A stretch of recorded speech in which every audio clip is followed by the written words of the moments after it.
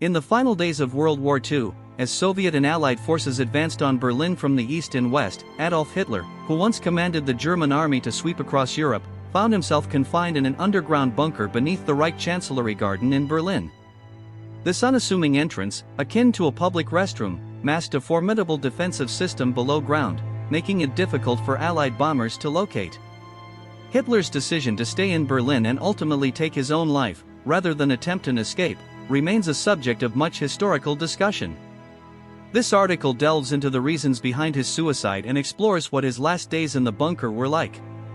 The construction of Hitler's bunker began as early as 1935, 4 years before the outbreak of World War II. Initially, it was conceived as a temporary air raid shelter to protect against potential future bombings. By 1936, the first phase of the bunker was completed, featuring a chancellery suite and essential facilities, though Hitler seldom visited it, preferring to spend his time in frontline command posts or his residences in Bavaria and Poland.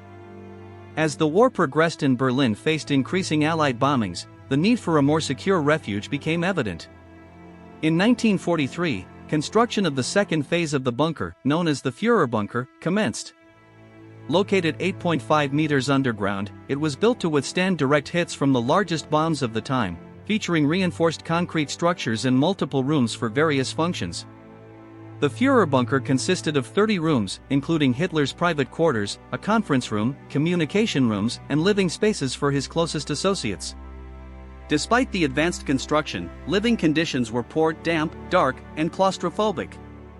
The high groundwater level in Berlin meant that water often seeped into the bunker, necessitating constant pumping to keep it dry. From January 16, 1945, until his death on April 30, 1945, Hitler stayed in the bunker. During these final months, it became the epicenter of Germany's military command. Hitler's most loyal followers, including propaganda minister Joseph Goebbels and his family, as well as other key figures like Martin Bormann, also took refuge there. As the situation in Berlin deteriorated, with constant bombardment and encroaching Soviet forces, the atmosphere within the bunker grew increasingly tense and desperate.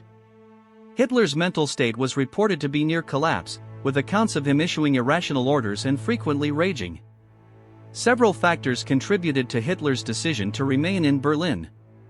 Firstly, he saw Berlin as the symbolic heart of the Third Reich and believed that his presence there could inspire a last-ditch defense. Moreover, his deep-seated belief in his own ideology and destiny likely played a role. Fleeing would have contradicted his portrayal as the unwavering leader of the German people. On April 20, 1945, his 56th birthday, Hitler ventured out of the bunker to award medals to members of the Hitler Youth, many of whom were mere teenagers.